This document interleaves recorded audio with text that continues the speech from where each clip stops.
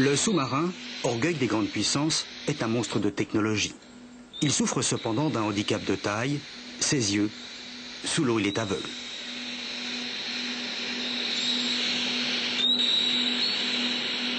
Alors les yeux du sous-marin, les voici, ce sont ses oreilles. Elles entendent des sons incompréhensibles pour le commun des mortels. Alain ? Alors, sur ce contact, on arrive à le compter à 120 tours minute. Il a une impression de grosse hélice. Le premier truc qui vient à l'esprit, c'est ça. Des bruits, des sons qu'il faut analyser. Ces combattants du silence, qui resteront de dos pour raison de sécurité, s'entraînent régulièrement. Encore ? Benoît, des éléments ? Plus tard, à bord des sous-marins, ils devront faire preuve de rapidité et éviter toute erreur d'interprétation. Pourquoi on a la présence d'une moulinette ? Parce qu'il a 5 pales. Hein. Il vient sur un bâtiment à 4 pales, on aura plutôt du bâtiment de pales détaché. Là, on a 5 pales, donc déjà, on a la sensation qu'on est en train de tourner un fouet à main dans un bol avec de l'eau, et ça fait cette sensation de moulinette. C'est le NGV, navire à grande vitesse, ASCO. Celui qui parle est une oreille d'or. Un analyste spécialiste du son. Nous sommes ici au CIRA, le centre d'interprétation et de reconnaissance acoustique. Le saint des saints, le cœur du renseignement de la Marine nationale. Un service unique au monde qui vit replié sur lui-même, loin de toute publicité. Tous les matins, à 8h30, quelque part à l'intérieur de l'arsenal de Toulon, c'est l'appel. Le CIRA l'appel. Pour l'ensemble au commandement. Garde à vous. Faites l'appel, rendez l'appel. L'effectif est au grand complet. Sous-marin complet. France complet. Complet ouest. Des agents de renseignement toujours filmés de dos. Des hommes uniquement. Les femmes sont interdites à bord des sous-marins français. Est-ce qu'on peut savoir combien il y a d'analystes qui travaillent ici au CIRA? Ah, c'est une question à laquelle je ne peux pas répondre, je suis désolé. C'est un chiffre qui doit rester confidentiel. La rade de Toulon abrite donc les hommes du renseignement et la flotte de la Méditerranée. Les sous-marins d'attaque à propulsion nucléaire sont basés ici. Il y en a 6. Brest, sur la façade atlantique, sert de plateforme aux 5 autres sous-marins lanceurs de missiles nucléaires. La France aligne un total de 11 submersibles. Les Britanniques en possèdent 18, les Américains 104, les Russes 110.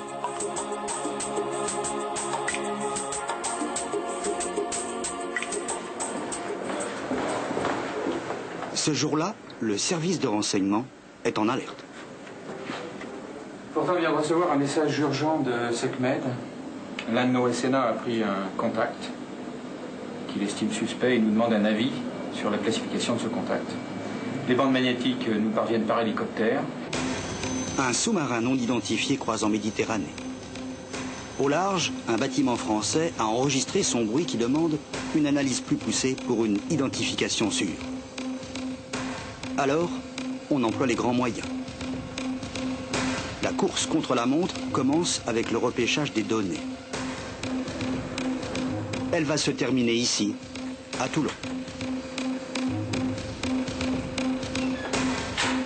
Au bout de ce couloir, l'une des salles les plus secrètes de France, à l'intérieur sont classées toutes les bandes de fréquences de tous les bâtiments de la planète, qu'ils circulent sur ou sous la mer, une banque de données inestimable que se disputent les services de renseignement du monde entier.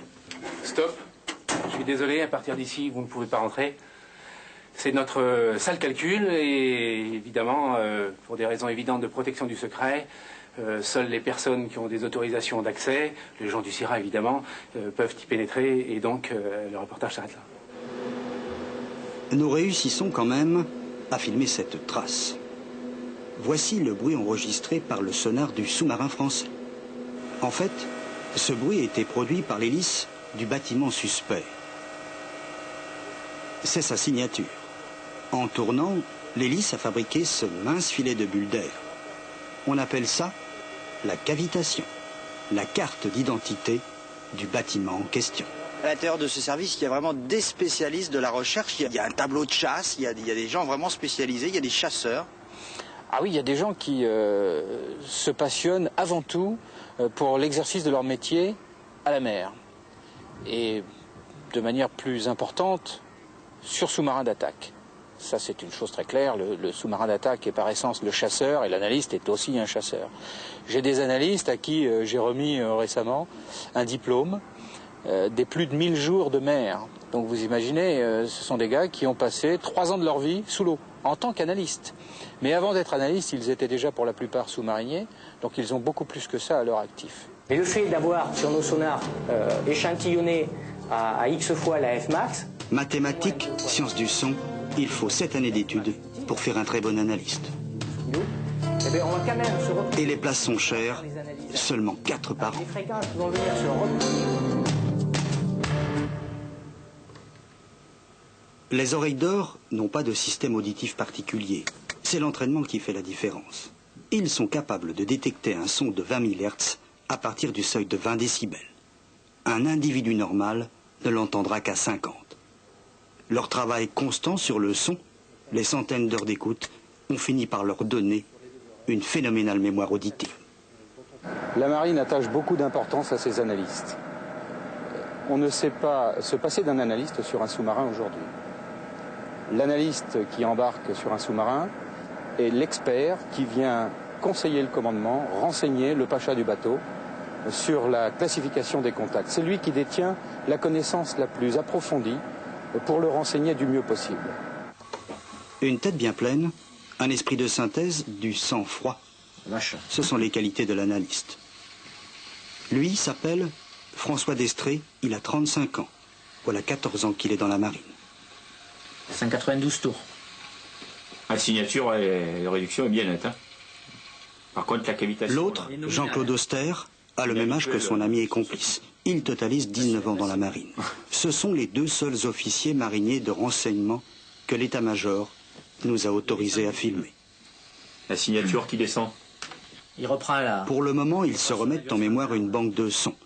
Pas n'importe laquelle, celle des bâtiments qui sont déjà repérés dans la zone où ils vont se rendre. C'est clair, s'il est comme ça, il est mort, lui. Car aujourd'hui, ils partent en mission.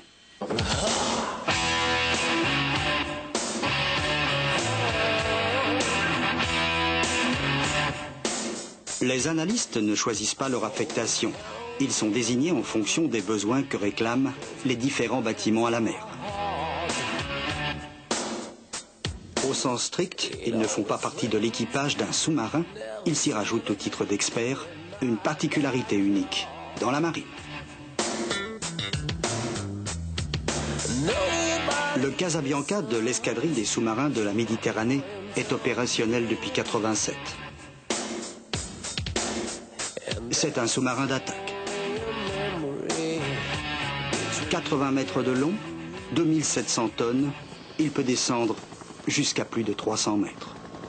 Mission principale, le nettoyage de la zone où sont cachés les sous-marins lanceurs de missiles nucléaires pour leur permettre, en cas de conflit, de tirer sans être repérés. Après 1 heure de navigation en surface, le Casa a suffisamment d'eau sous sa coque pour plonger.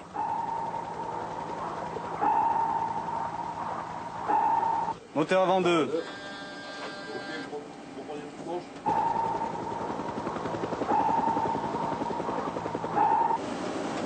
À droite 10.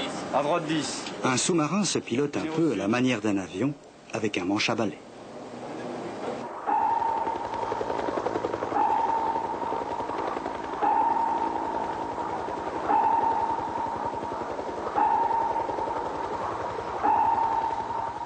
Officiers, sous-officiers, matelots, ils sont 72 à bord.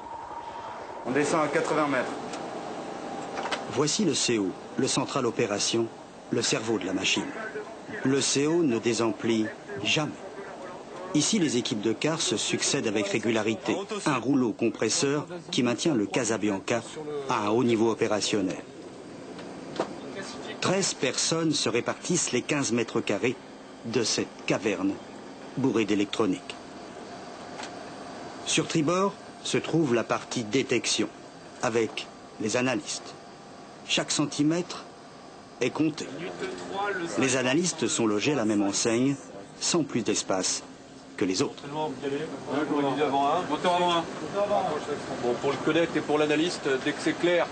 Sur bâbord, voici ceux qui s'occupent de la manœuvre, de l'assiette du bâtiment plongé, du réacteur nucléaire, et ici on enregistre la route du sous-marin. Très bien. Vous rendrez compte de la ronde d'étanchéité quand ça sera fini. 155 mètres, ronde d'étanchéité. Le central opération est l'endroit où la tension est la plus perceptible. Dès que le sous-marin est en plongée, les analystes sont à leur poste de travail. Ils peuvent y rester parfois pendant 12 heures d'affilée. Leur mission, détecter et étudier tous les bruits autour du Casabianca.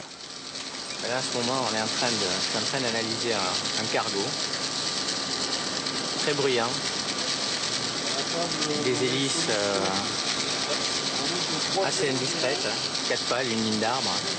Les hélices sont tellement bruyantes qu'on ne perçoit même pas la propulsion du bâtiment à l'audio. On va essayer avec l'analyseur là de voir un petit peu si je peux avoir plus d'infos sur l'analyseur. En surface, un bâtiment peut être détecté jusqu'à 300 km, un sous-marin 50. Des hélices aussi bruyantes, caractéristiques des cargos, des bateaux de guerre ont des hélices beaucoup plus feutrées, beaucoup plus discrètes. Vous pouvez donc vous repérer une pale parmi d'autres qui a une caractéristique différente. Oui, ça peut se faire ici en spectral et ça peut se faire aussi en analyse directe à l'audio. Celui-là était relativement facile à classifier. On le déterminait à l'audio également qu'il s'agissait d'un 4 pales. On entend bien le rythme à 4. Quand on compte, on tac, tac, tac, tac, tac, tac, tac, tac, tac, on sent qu'il y a tous les 4, il y a une hélice qui est beaucoup plus marquée. Et les sous-marins? Les sous-marins, c'est déjà un petit peu plus difficile. C'est des hélices un peu plus travaillées, beaucoup plus performantes. Et le comptage sur les sous-marins est beaucoup plus rare. À gauche 15. À gauche 15. On va être trop loin. Moteur avant 2. Moteur avant 2. 45 mètres. Venir au 300. L'analyste est formelle, il s'agit d'un bâtiment de commerce. Tout à fait, cargo. Cargo moderne ou... Non. Cargo, oui, plutôt un cargo ancien, assez bruyant. Il doit avoir une hélice qui doit être bien fatiguée déjà. Il y a une pale qui claque. Elle doit être percée ou abîmée. Début d'enregistrement. Le bruit de cavitation de l'hélice est maintenant enregistré. Les critères principaux. Grâce à l'oreille d'or, le pacha du Casabianca sait maintenant qui croise à la surface. Pour compléter son travail de renseignement, il décide d'employer une autre technique. L'enregistrement vidéo.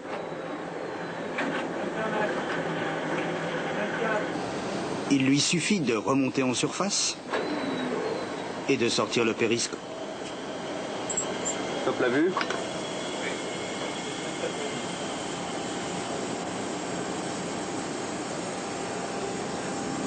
Un tour effectué. À 5 km de distance, ce cargo se retrouve filmé sous tous les angles. Sur l'avant, on s'active aussi au périscope de veille grâce à un appareil qui prend photo sur photo.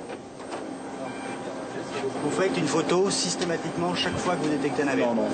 On fait une photo dans des cas bien particuliers pour faire du renseignement, on fait des photos sur les bâtiments qui nous paraissent suspects, sur les bâtiments où si ça fait partie de la mission.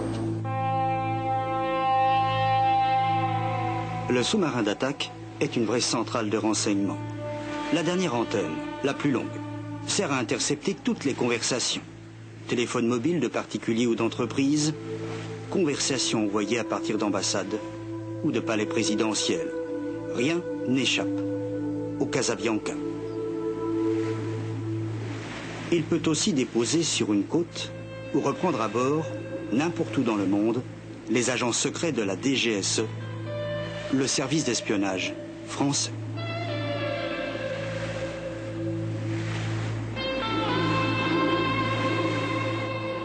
Le capitaine de frégate, Vincent Larnaudier-Eiffel, est le patron de ce sous-marin. Marié et père de 5 enfants, il n'a que 37 ans. Tous les commandants de sous-marins d'attaque sont comme lui, choisis très jeunes parmi l'élite de l'élite. Compétent dans de nombreux domaines, aussi bien techniques que scientifiques, son sport favori, c'est la chasse. La vie d'un sous-marin pourrait se résumer ainsi. Pendant qu'une partie de l'équipage dort, jusque sur les berceaux des 14 torpilles du Casabianca, l'autre est au travail.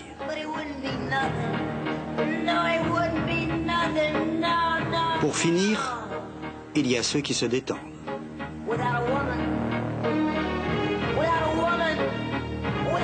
Ce cycle va durer 3 mois.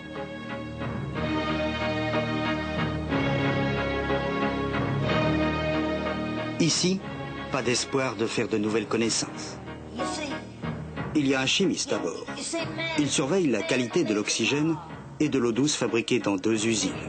Au milieu de l'océan, le Pacha est seul à assurer la responsabilité du bâtiment. Dans la mesure où le sous-marin nucléaire d'attaque est un bâtiment militaire français, on était bien sûr dans la droite ligne de la politique qui est décidée par le président de la République, le Premier ministre et ministre de la Défense. Donc on n'est qu'un outil d'une politique internationale. Ce n'est pas le commandant que je suis qui va de lui-même prendre telle et telle initiative qui pourrait remettre en cause les lignes directrices d'une politique française dans tel et tel domaine.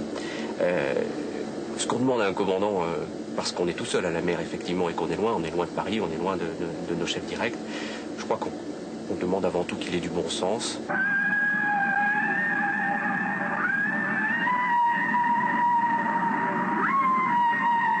Le Casabianca a terminé sa mission. Les oreilles d'or reviennent à Toulon avec leur moisson d'informations qu'ils vont maintenant classer. Ils sont les yeux du sous-marin qui évolue dans un monde qui est loin d'être silencieux.